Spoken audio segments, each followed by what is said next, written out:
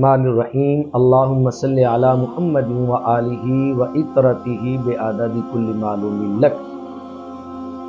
یتیم کی کفالت کرنے والے بندے سے رب کائنات اور رب کا رسول بہت راضی ہوتے۔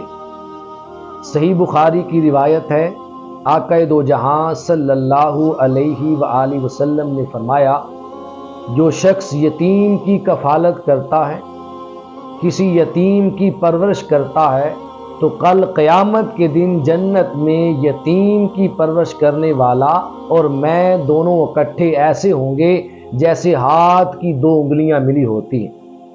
آقا دو جہاں نے اپنے ہاتھ کو اٹھا کر دو انگلیوں کو ملا کر اشارہ کر کے بتایا کہ جنت میں یتیم کی کفالت کرنے والا بندہ میرے ساتھ ایسے ہوگا جیسے یہ دو انگلیاں، یعنی یتیم کی پرورش اور کفالت کرنے والے بندے کو قیامت میں قرب مصطفیٰ نصیب ہوگا، اور اس قدر قرب مصطفیٰ نصیب ہوگا جیسے ہاتھ کی دو انگلیاں ہیں اور یہ دونوں انگلیاں ایک دوسرے سے جدا نہیں ہو سکتی۔ ایسے یتیم کی کفالت کرنے والا قیامت کے دن جنت میں مصطفیٰ کریم علیہ السلام سے جدا نہیں ہوگا، اور جسے قیامت کے دن قرب مصطفیٰ مل جائے، آقا دو جہاں کی سنگت اور صحبت مل جائے، ان کے دامانے فیض میں بیٹھنا مل جائے، اس بندے کو اور کیا چاہیے۔ ٹیپو سلطان شہید، اس کے بارے میں مشہور و معروف ہے، بہت سارے علماء نے اپنی کتب میں لکھا ہے کہ بڑا خوف خدا رکھنے والا حکمران تھا، خدا ترس و رحم دل تھا، اور صحابہ کرام کے نقش قدم پہ چل کے صحابہ کرام کی اداؤں کو زندہ کرنے والا حکمران ٹیپو سلطان شہید۔ اس کا ایک واقعہ نقل کرتے ہوئے بہت ساری کتب نے لکھا ہے کہ ٹیپو سلطان شہید رات کو بھیس بدل کر صحابہ کرام کی طرح، جس طرح سیدنا فاروق اعظم رضی اللہ تعالی عنہ اپنی رعایا کی خبر گیری کے لیے راتوں کو مدینہ کے گرد و نواح میں اور مدینہ کی گلیوں میں گشت کیا کرتے تھے، ٹیپو سلطان شہید بھی ایسی رات کو بیس بدل کر اپنی رعایا کی خبر گیری اور حالات معلوم کرنے کے لیے گلی کوچوں میں جایا کرتا تھا۔ چاند رات تھی، لوگ چاند کی مبارکباد دینے کے لیے سلطان کے دروازے پہ آئے، نماز کا بھی ٹائم تھا۔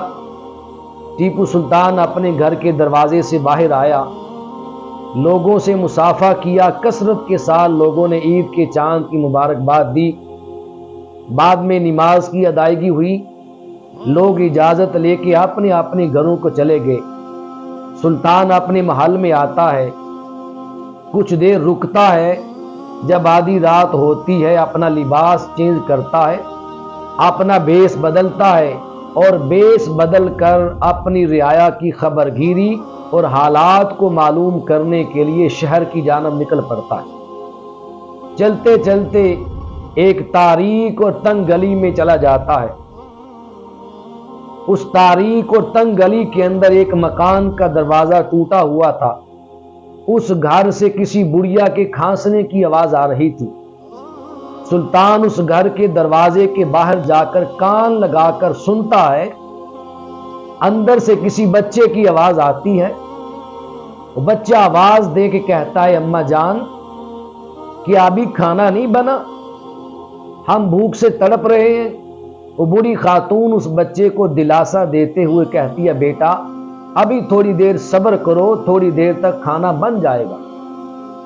دوسرے بچے کی آواز آتی ہے، اس بوڑھی خاتون سے بچہ کہتا ہے، دادی امی آپ نے کہا تھا کہ ہمارے امی اور ابو، ہمارے والدین عید کے دن آئیں گے، ہمارے لیے مٹھائیاں لائیں گے، ہمارے لیے نئے کپڑے لائیں گے، تو صبح تو عید ہے۔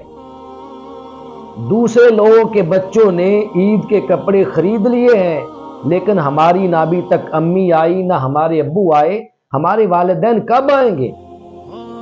جب بچوں کی یہ بات سنی، اس بوڑھی خاتون کی آنکھوں میں آنسو آ گئے، اللہ کی بارگاہ میں ہاتھ اٹھائے اور دعا کی، مولا جب صبح عید ہوگی اور ان کے والدین نہیں آئیں گے، میں ان بچوں کو کیا جواب دوں گی؟ اے اللہ تو ایسا کر کہ مجھے بھی اور ان بچوں کو ہم سب کو اپنی بارگاہ میں اٹھا لے۔ اس بڑھیا نے یہ دعا کی۔ ٹیپو سلطان اس گھر کی چوکھٹ پر دروازے سے کان لگا کر یہ سارا ماجرا سن رہا تھا۔ اس سے رہا نہیں گیا، برداشت نہ ہوا۔ سلطان نے دروازے پہ دستک دی۔ آواز آئی، کون؟ سلطان نے کہا، مائی میں ایک فقیر ہوں، ایک مسافر ہوں۔ اس بوڑھی خاتون نے کہا، مسافر ہیں تو کسی اور گھر میں چلے جائیں، ہمارے گھر میں نہ کچھ کھانے کو ہے نہ پینے کو ہے۔ سلطان نے پھر آواز دی کہ مائی اگر تمہارے گھر میں کچھ کھانے اور پینے کو نہیں ہے، میرے پاس چند روٹیاں ہیں، میں چاہتا ہوں کہ تمہارے بچوں کے ساتھ مل بانٹ کر بیٹھ کے اسے کھا لوں۔ اس بڑھیا نے جلدی سے دروازہ کھولا۔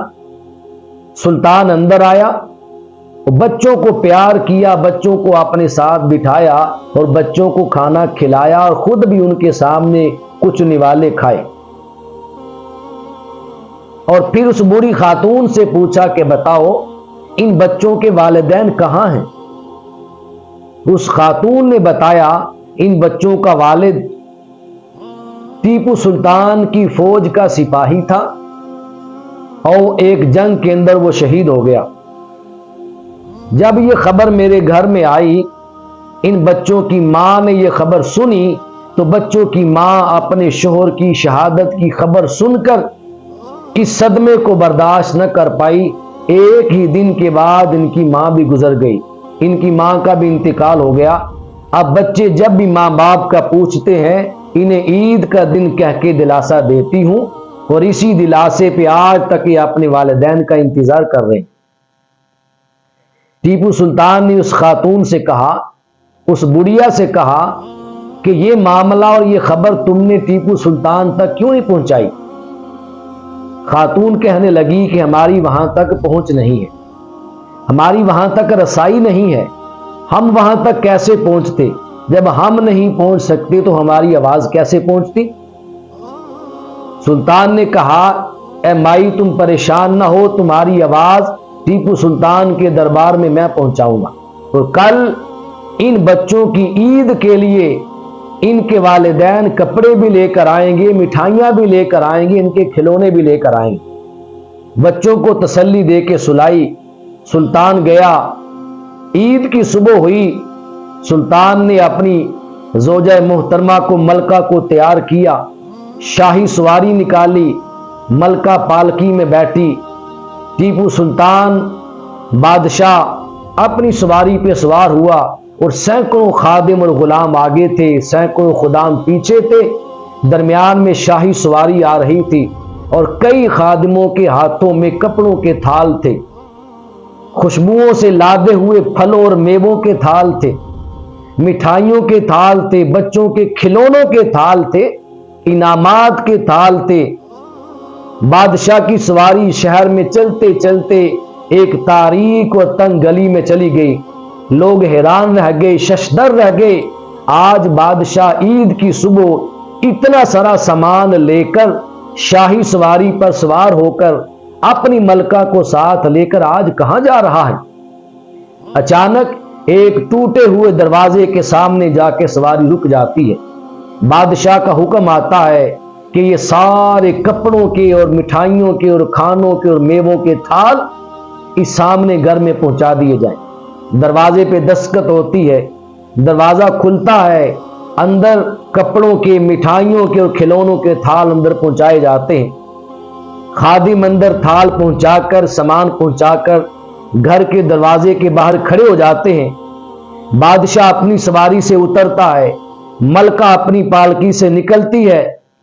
ٹیپو سلطان اپنی اہلیہ کے ساتھ اس گھر میں داخل ہوتا ہے اور جاتے ہی ان دونوں بچوں کو اپنے سینے سے لگاتا ہے اور کہتا ہے کہ رات ایک شخص نے آ کر تمہیں خبر دی تھی کہ کل تمہارے امی اور ابو تمہارے پاس آنے والے ہیں۔ دیکھو رب تعالیٰ نے تمہارے باپ کو بھی بھیج دیا، تمہاری ماں کو بھی بھیج دیا۔ ملکہ ان کی ماں بن کے گئی اور ٹیپو سلطان ان یتیم بچوں کا باپ بن کے گیا۔ ان کے سر پہ دست شفقت رکھی انہیں پیار کیا، انہیں نئے کپڑے پہنائے، مٹھائی کھلائی، اور ٹیپو سلطان نے دونوں بچوں کو نیا لباس پہنا کر دونوں کا ہاتھ تھام کر باہر دروازے سے باہر نکلتا ہے اور باہر نکل کے کہتا ہے لوگوں دیکھو یہ میرا بیٹا ہے، یہ بھی میرا بیٹا ہے۔ بوڑھی خاتون بھی خوش ہوئی اور راضی ہوئی۔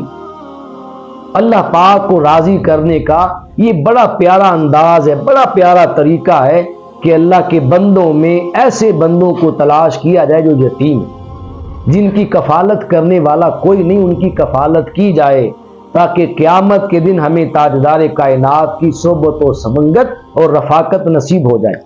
ایک اور مقام پر میرے آقا صلی اللہ علیہ وسلم نے فرمایا جو شخص کسی یتیم بچے کے سر پہ